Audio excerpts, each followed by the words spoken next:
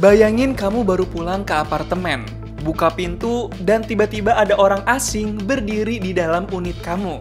Apalagi orang itu bukan sembarang orang, tapi seseorang dengan gangguan kejiwaan. Kamu nggak tahu dia masuk dari mana. Panik, takut, pastinya. Itulah yang terjadi pada seorang wanita muda di apartemen Kalibata, Jakarta Selatan. Saking paniknya, wanita itu ngambil keputusan yang bikin semua orang merinding. Dia lompat dari lantai 19. Iya, dari lantai 19. Dan yang lebih mengejutkannya lagi, dia masih selamat. Tapi di balik kejadian ini, semua orang penasaran. Gimana bisa ODGJ masuk ke unit orang lain? Siapa yang harus bertanggung jawab? Biar nggak makin penasaran, langsung aja kita kupas tuntas fakta di balik kisah mengerikan ini.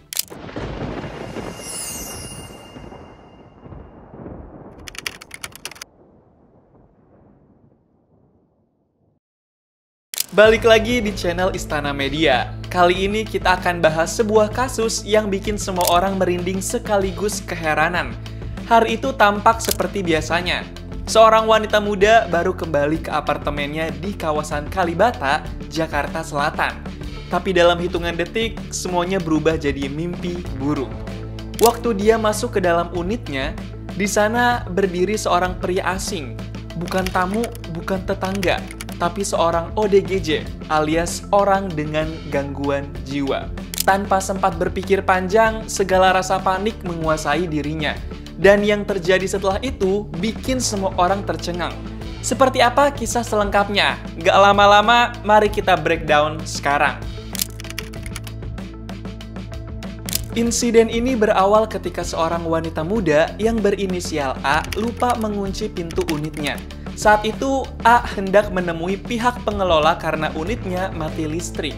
Waktu mau balik lagi ke unitnya, A kaget lihat seorang pria yang gak dikenal masuk ke dalam kamarnya. A yang sedang dikuasai panik dan ketakutan itu malah berlari ke balkon.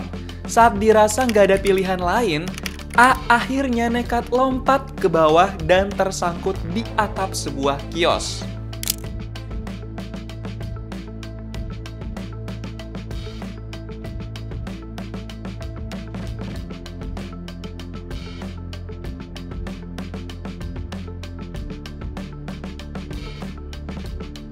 Menurut laporan polisi, A lompat dari lantai 19 unit apartemennya pada Selasa 8 Juli 2025. Tepatnya sore hari sekitar pukul 5:30. Banyak orang menyebut kejadian ini ajaib, sebab korban berhasil selamat setelah terjun dari ketinggian yang cukup ekstrim. Namun tentu saja dia mengalami luka serius, terutama di bagian kaki. Waktu kejadian, korban langsung dilarikan ke rumah sakit untuk mendapatkan perawatan medis. Korban alias A alami patah tulang pada kedua kaki dan sejumlah luka lainnya. Tapi dikabarkan kondisi korban sudah berangsur membaik dan sudah bisa diajak komunikasi. Namun lebih dari itu, rasa trauma atas kejadian ini pasti terus menghantuinya. Terus terbayang seperti mimpi buruk di setiap malam.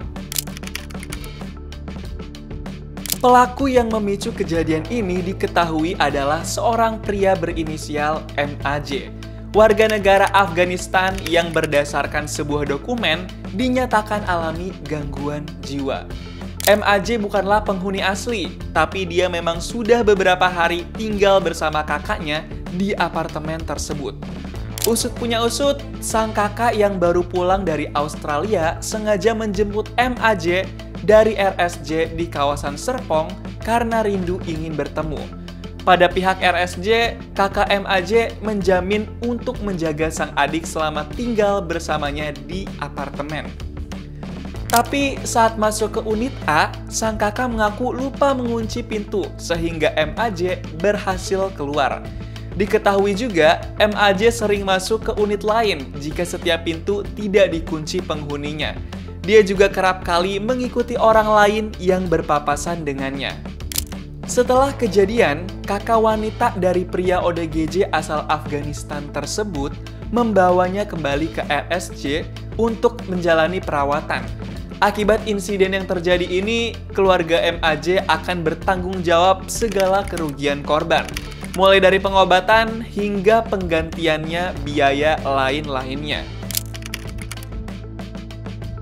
Polisi dan Imigrasi Jakarta Selatan langsung mengusut kejadian ini, meski polisi sempat alami kesulitan untuk memeriksa pelaku lantaran dia terus mengamuk dan berteriak.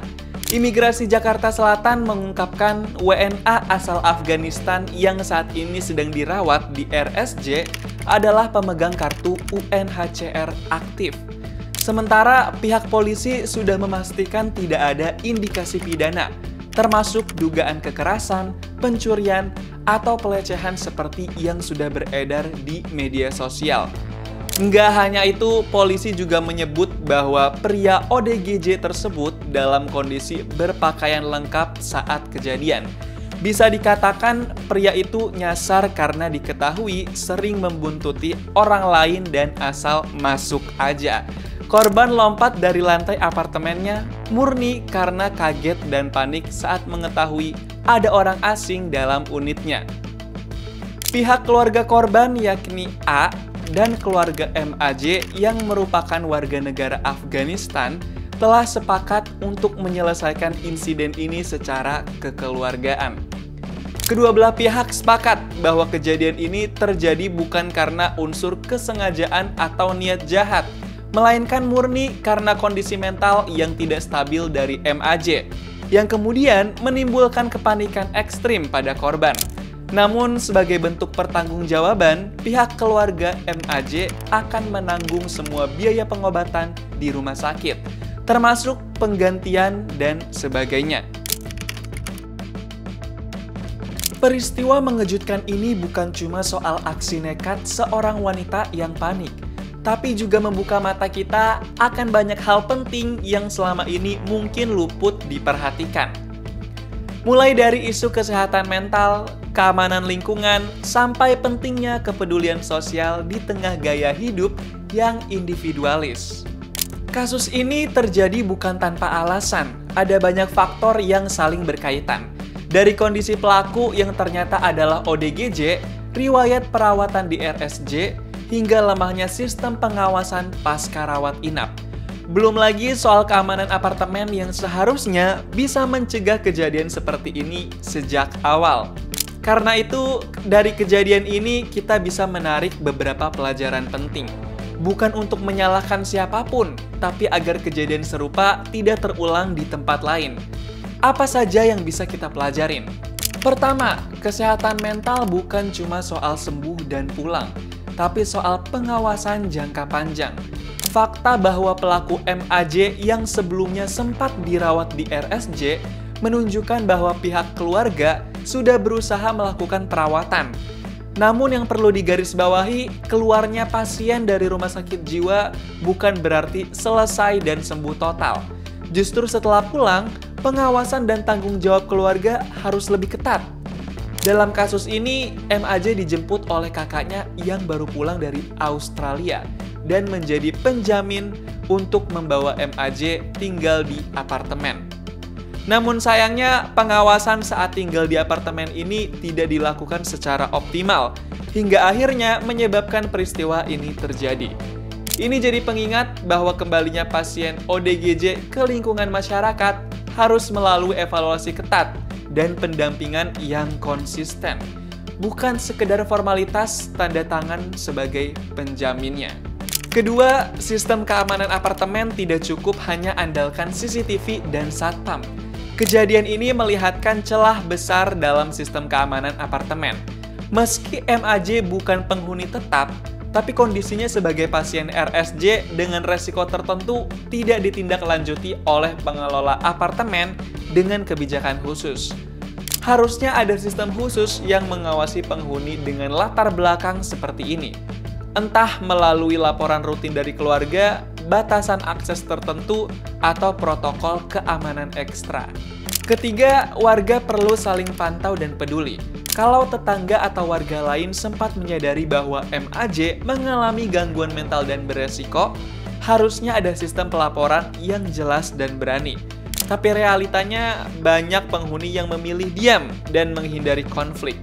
Warga apartemen harus belajar bahwa tinggal di lingkungan seperti ini bukan berarti benar-benar individualis. Justru karena hidup berdampingan, ada tanggung jawab moral untuk saling memperhatikan.